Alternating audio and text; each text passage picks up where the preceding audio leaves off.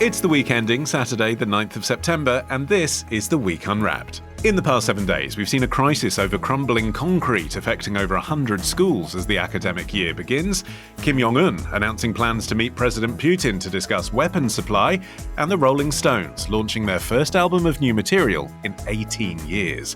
You can read all you need to know about everything that matters in The Week magazine, but we're here to bring you some stories that passed under the radar this week. Big news not making headlines right now, but with repercussions for all our lives. I'm Olly Mann. Let's unwrap the week.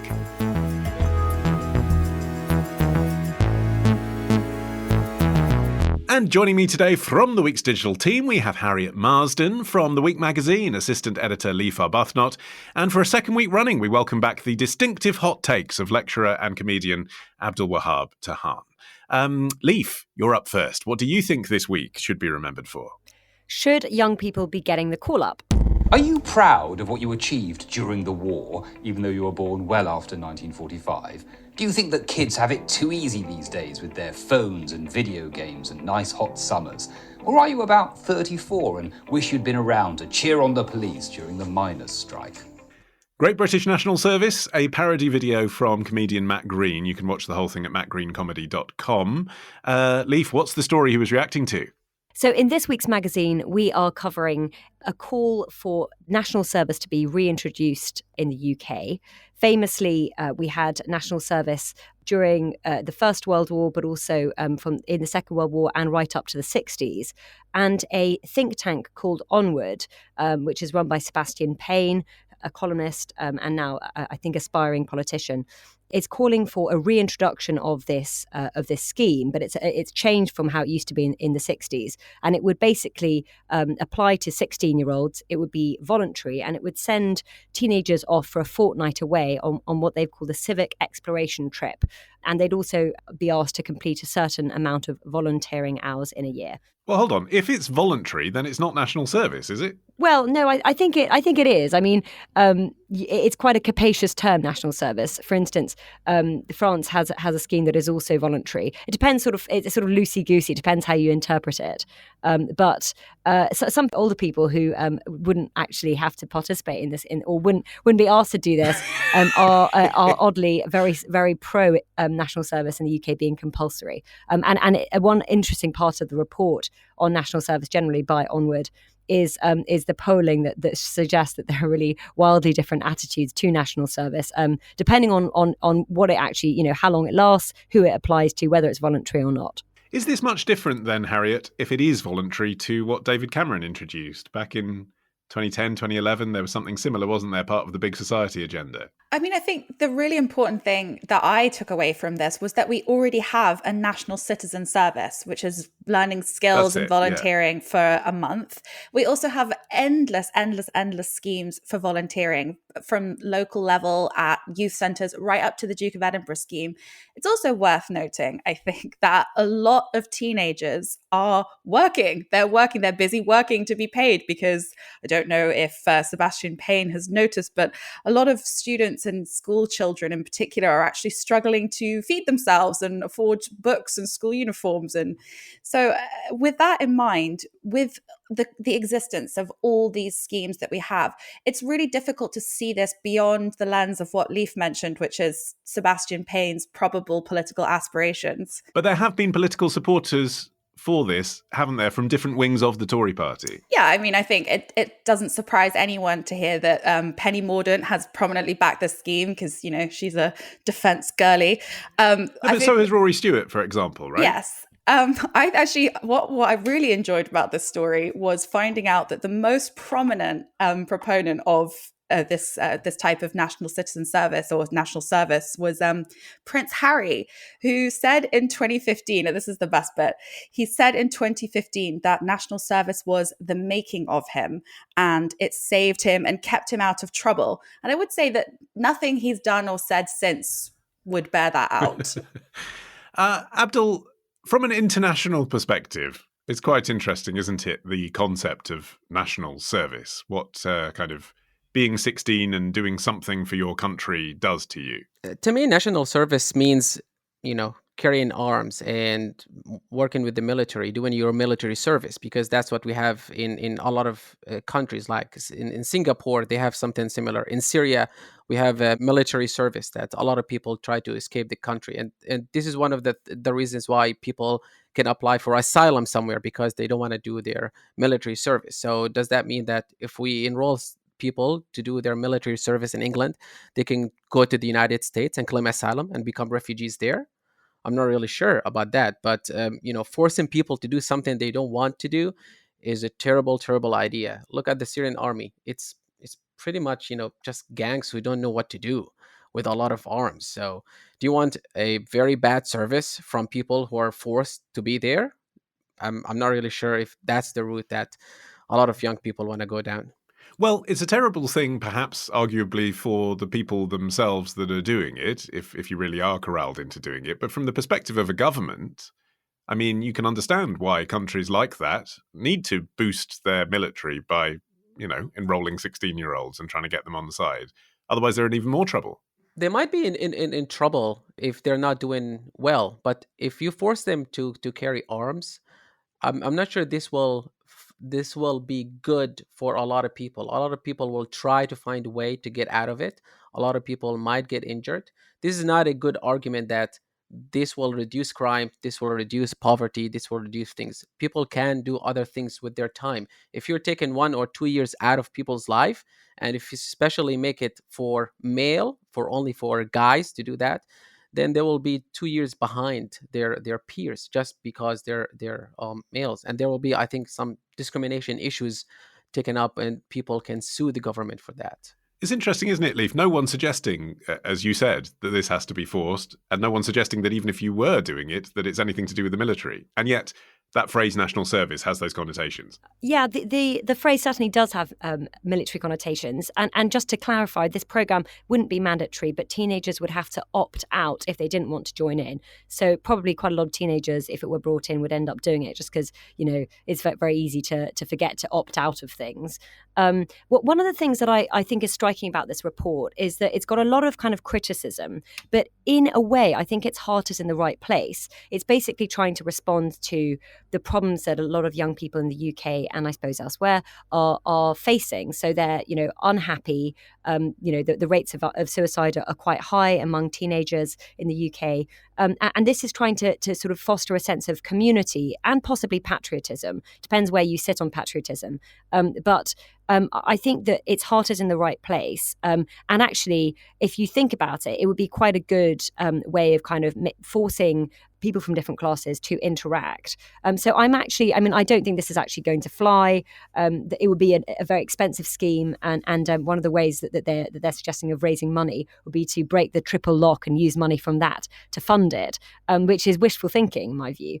But I've got actually quite a lot of time for a scheme that wants to reskill and help young people, if that's really what it's actually trying to do and can do. Yeah, and breaking the triple lock, Harriet, would mean taking money away from older people, to be clear. That's not something you hear Conservatives mention much. Absolutely, which is why I do agree with Leaf that I don't think it'll fly, because as she's mentioned with the polling, all it would seem is it's going to just intensify already existing really, really, really bad intergenerational divide.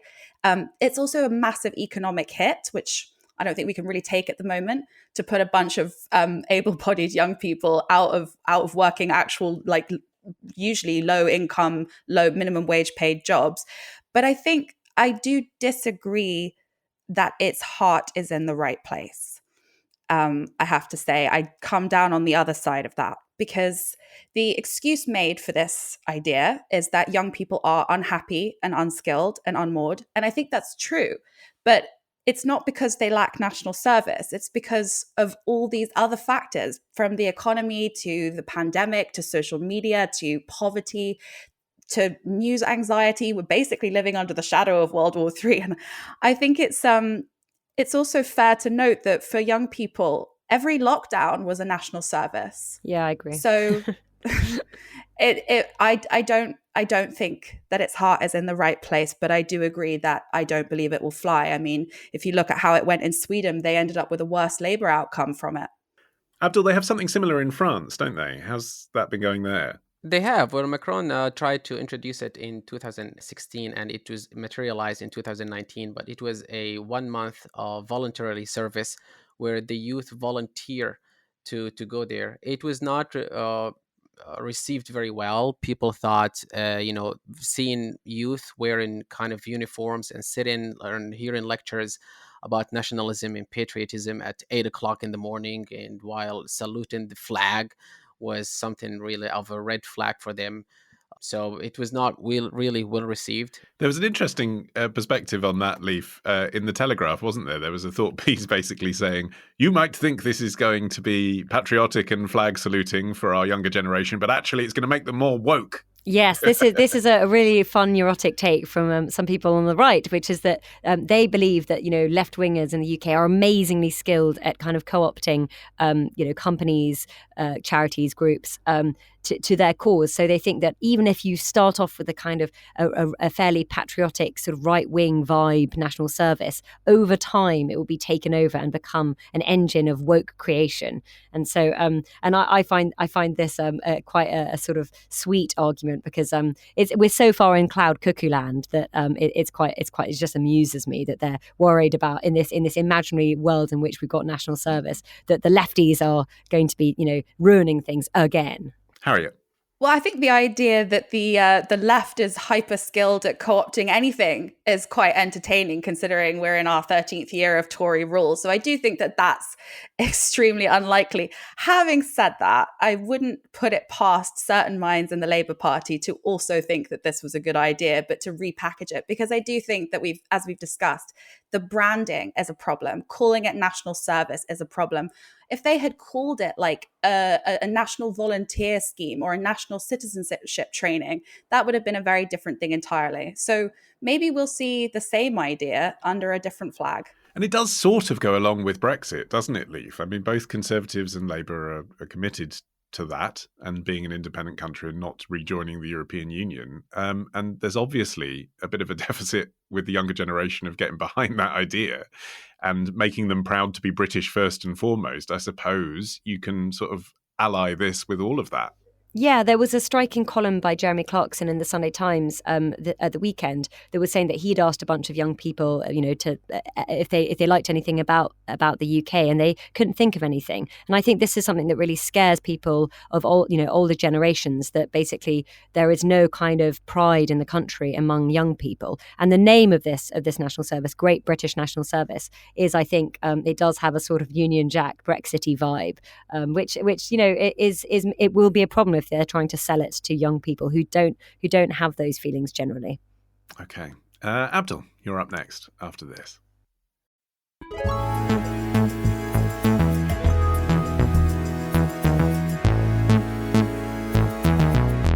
Abdul, your turn. What do you think this week should be remembered for?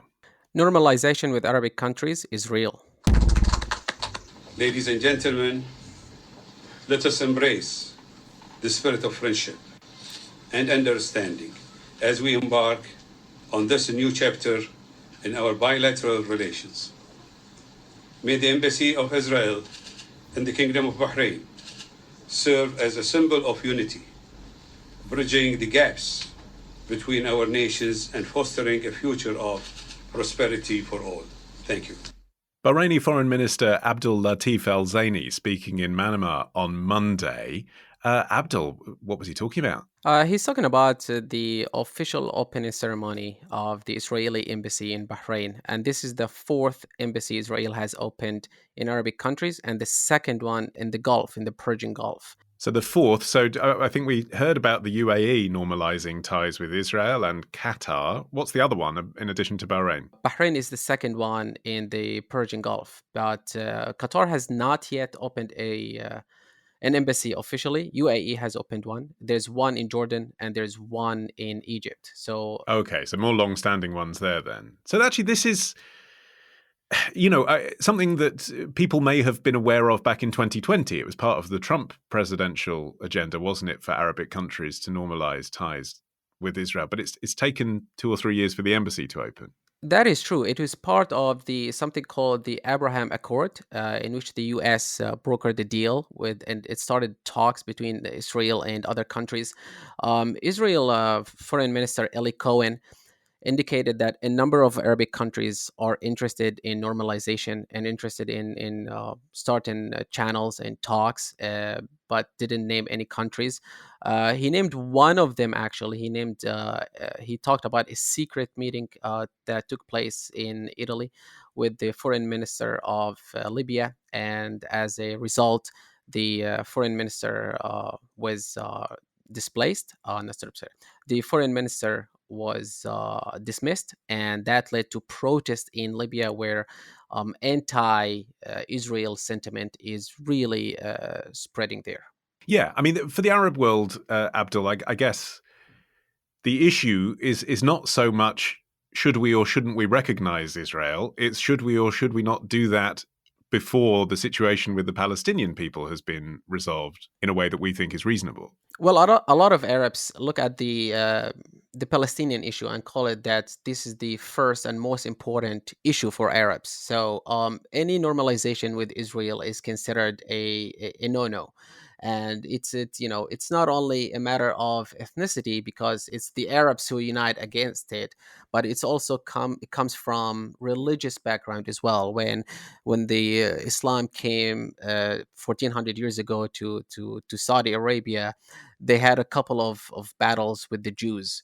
And so it's both an ethnic problem and a religious kind of conflict. So in your view, do you think that a country like Bahrain putting that to one side is simply a commercial decision, or do you think it marks some kind of change of heart? Well, it's a lot of decision. It's a lot of it's great benefit for Bahrain, because Bahrain is ruled by the minority Sunnis, and the majorities are Shia, and they're very close to Iran. So in order to threaten Iran, they look, okay, what do we do in here? So we have a U.S. fleet, we have U.S. Navy in Bahrain, and now they open an embassy for Israel. So they're getting closer to Israel and to the West in order to be safe from Iran, because Israel, at the end of the day, Israel is not really expanding. They're just staying within kind of their borders, which is also over always changing.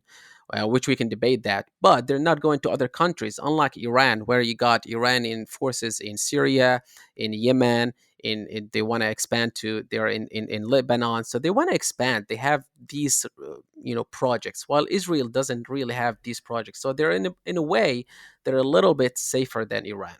Yeah. So Harriet, would you agree then that this says more about the common antipathy towards Iran that these Arabic countries feel than it does about their sudden change of heart over Israel?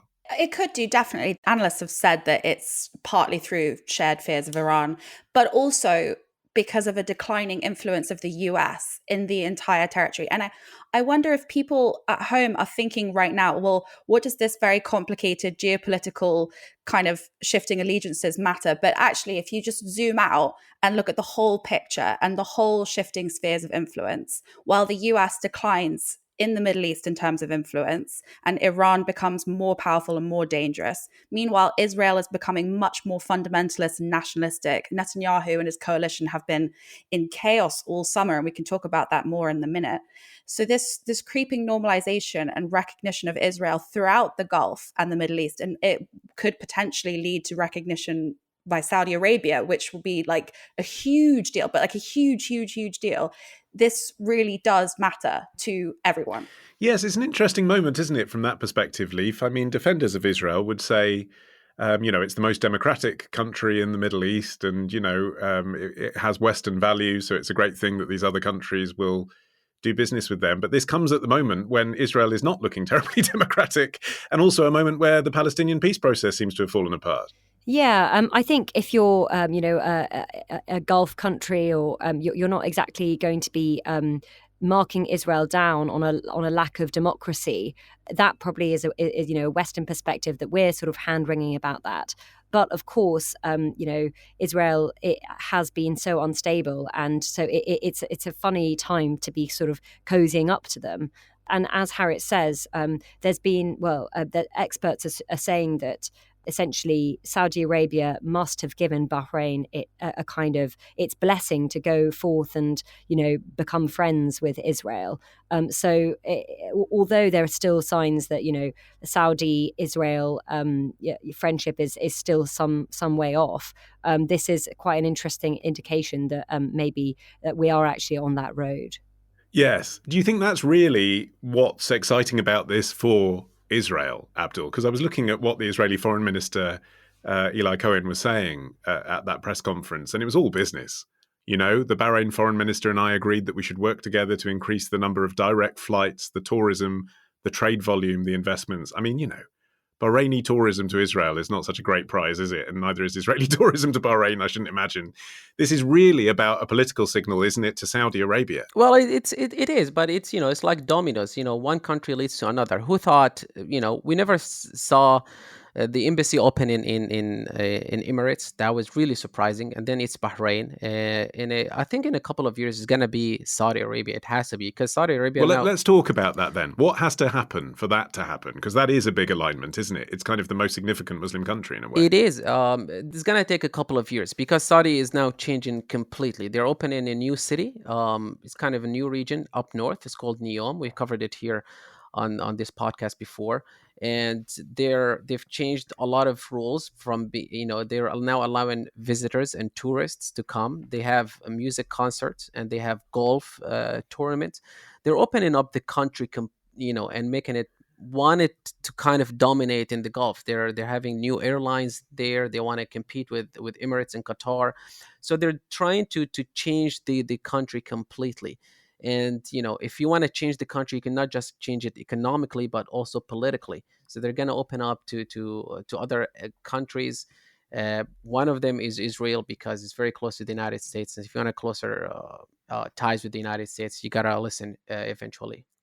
And from the Palestinian perspective, Harriet, do you think they're looking at this thinking our support from Arabic nations has now been diluted? No. I mean, obviously I can't speak for the Palestinians, but I think it's more nuanced than that. Just picking up on something that Leaf said about the Middle East and Gulf countries not marking Israel down on human rights issues. That's actually what they've been doing this year. Bahrain has specifically called out Israel for its massive military operation in the West Bank and all the deaths of Palestinians and the strikes on the refugee camps as well. That's all been called out by Bahrain, and Saudi Arabia is using concessions to the Palestinians as a kind of bargaining tool for this normalization process as well. So in actual fact, this could end up being this creeping normalization and growing recognition of Israel could actually mean more of a pressure lever to put on it and improve relations with Palestinians, and maybe bring an end to a summer of absolutely catastrophic violence in Israel as well,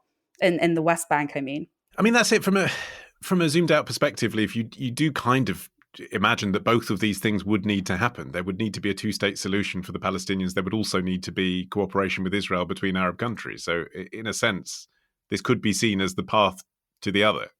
Yeah, I feel like, we've been talking about the two-state solution for so many years that I just don't really see a path forward for it. So it just seems like one of those things that's that people sort of quickly touch, like touching wood or something, and there just doesn't seem to be any reality behind it. So it seems to me that yes, a lot of people are hoping that that's what will come out of this kind of burgeoning warmth between the Gulf and Israel, but I don't really believe it. Do you think this could lead to something like a genuine friendship, Abdul? I mean, there's political convenience, but underneath it, there's so much resentment between these two nations. In a couple of years, yes, totally. If you go to Dubai now, and it's very normal to see Jewish people dressed up in their traditional clothes walking the streets of Dubai. This is really normal. I've seen them there when I went there this year. So it's going to be strange at the beginning, but it's going to get there. And I know there's going to be a lot of criticism from a lot of Arabic countries that haven't done so publicly. But hey, Syria is officially, the official side of Syria, for example, is that they're in war with Israel. But we're never really at war with Israel. We've never fired anything after 1970. Every time Israel bombs Syria, we just say, yeah, we've been victorious in this strike because they couldn't kill our will to fight back, and that's it. So we're not really actually in war. So a lot of countries, a lot of Arabic countries are, have the same position. Officially, they're against it, but behind the scenes, they're not really against it. And it's going to take a couple of years for these things to materialize and change. And do you think Saudi Arabia is next? Absolutely. In a couple, it's a matter of time. It's not a matter of will it open? It's a matter of when will it open. That's it. It's a matter of time, I guess. Under this new crown prince, he will, I think, eventually when he becomes king, he will change things completely. All right. Harriet, you're up next after this.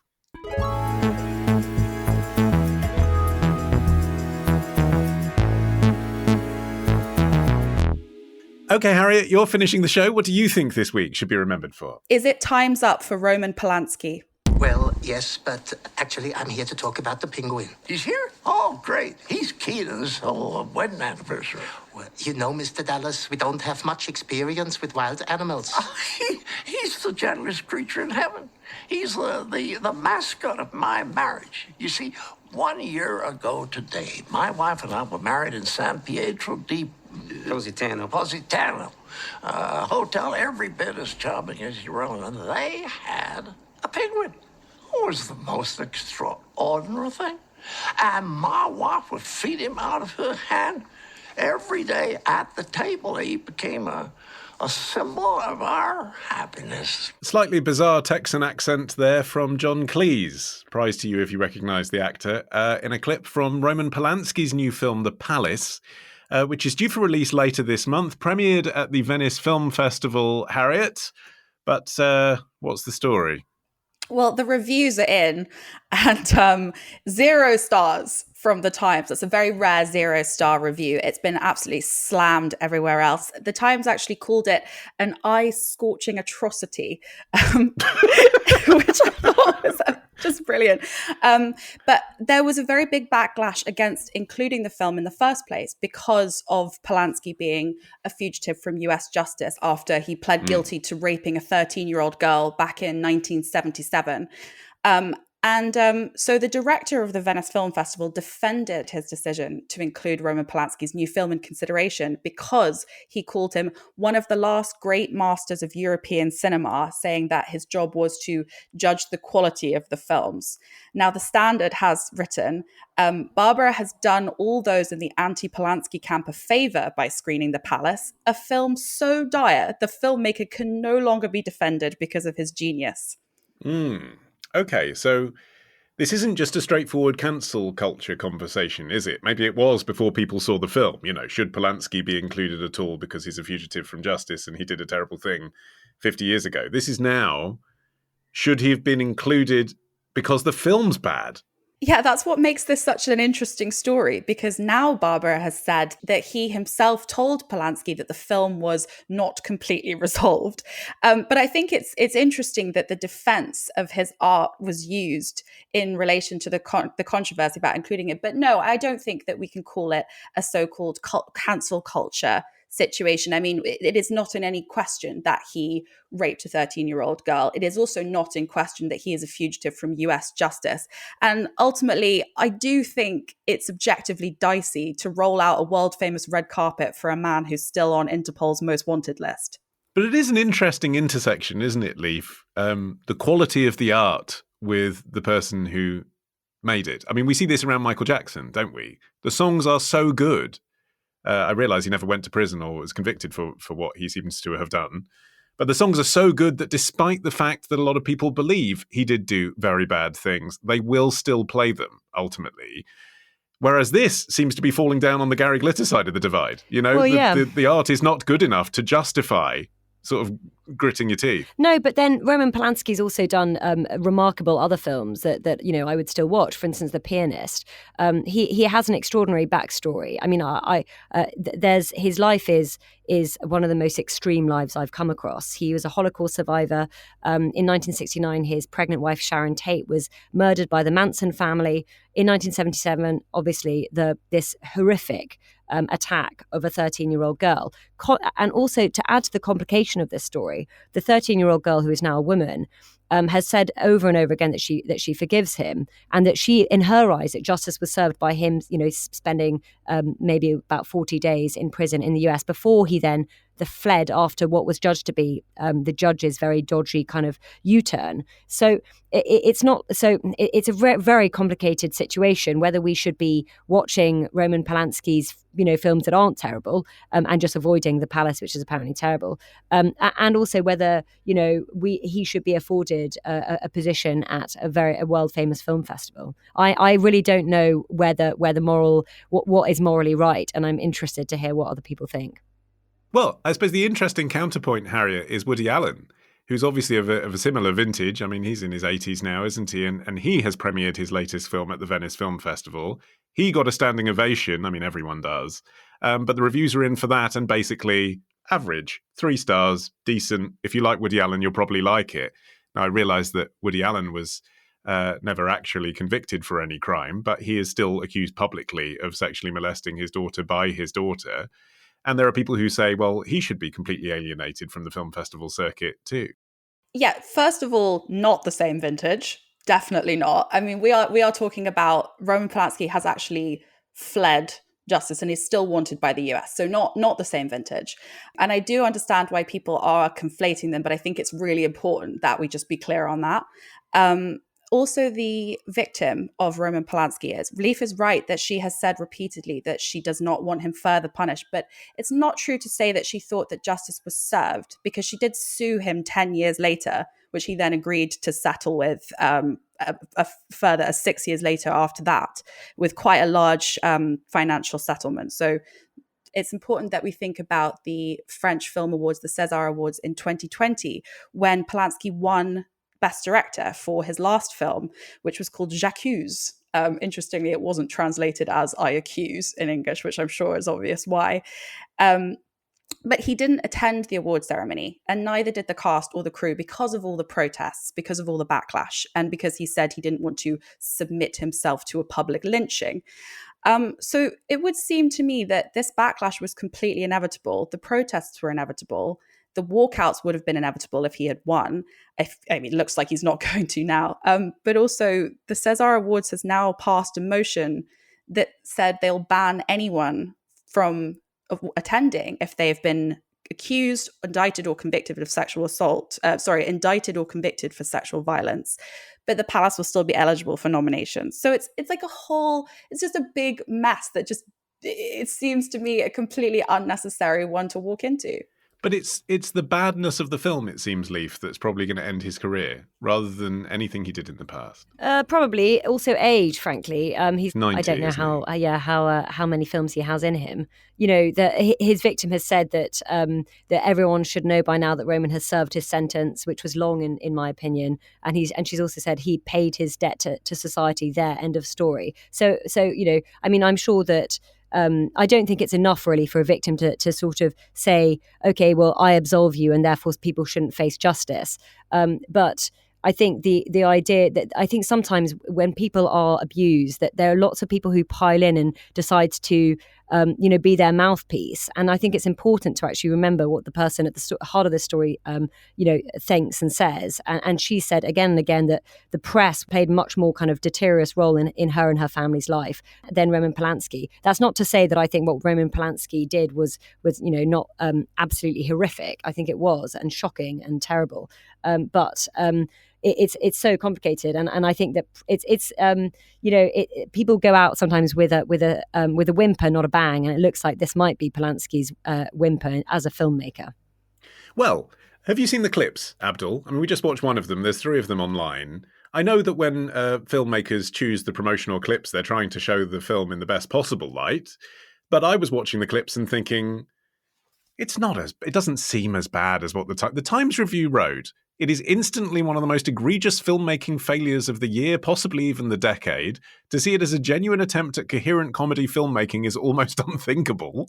I mean, that seems like a review that's only being written because it's Roman Polanski. Don't get me wrong, it looks like a 2-star film. It looks bad. But I mean, if you like kind of old-fashioned sex farces, it looks competent. Well, it's a couple of things. One of them is that because we know that Roman Polanski is done something terrible in the past in 1977, and he's still a fugitive. So this plays a role. Second, maybe because a lot of people put him on a pedestal as a director, just from an artistic point of view, that his films like The Pianist was a masterpiece, for example. So now for him to produce something like this, they were kind of shocked. It's like I don't know, when Eminem released his album Relapse, people looked down on it. It's like, what the hell is this? It was one of his worst albums, but then he bounced back. This might be the one for Polanski. He's hit rock bottom, and maybe he will bounce back. We'll see. Harriet, you were raising your eyebrows when I was describing the clips as reasonable. Yeah, I mean, I think it's an interesting one that you suggest that it's because it's Polanski that it's received these absolute pannings, when actually it wasn't that long ago. It was his last film. He won Best Director for a film that was very, very, very widely considered and acclaimed. So I'm not sure that would hold up. I also do think that it's really interesting to look at what Brigitte Bardot said after the César Award debacle, when lots and lots and lots of celebrities, mainly actresses, walked out of the award ceremony. And Brigitte Bardot said that Polanski is saving cinema from its mediocrity. I judge him on his talent and not his private life. But so is what she's saying, that we can separate the art from the artist until the art is bad? And what level of bad will we tolerate? It looks like this is too bad to tolerate.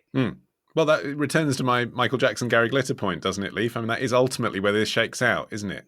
People can take a stand, but if something's really, really good, look at the Picasso stuff, people will continue to look at it.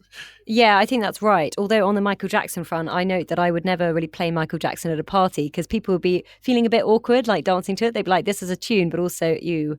I mean, I do think on the reviews front, I think that there is an incentive built into newspapers online to either go 5 stars or 1 star, and we're all talking about Kevin Mayer's review in the Times. We're not talking about the 2-star reviews that might have also been published. So I think that yes, actually, I agree with you, Olly, that Polanski, that because it's Polanski, it's not some no-name director, that possibly there was a kind of nudging effect that either it's amazing or it's terrible. But we'll have to see the film when it comes out. Obviously, I found that clip pretty painful, not least because John Cleese in the film, I believe, has a relationship with someone who's much younger. So it's particularly on the nose given the subject, given who the director is. And obviously he doesn't seem to be able to act in that clip or speak in a Texan accent. Well, 5-star reviews all round for your contributions this week, team. Well done. My thanks to Leaf, Harriet, and Abdul. Hey, you can follow this show for free and get every episode as soon as it's released if you just search for The Week Unwrapped wherever you get your podcasts and tapping follow. You can also get 6 free issues of The Week magazine with the trial subscription when you go to theweek.co.uk/subscribe. In the meantime, I've been Olly Mann. Our music is by Tom Morby, the producer Sophie King at Rethink Audio. And until we meet again to unwrap next week, bye-bye.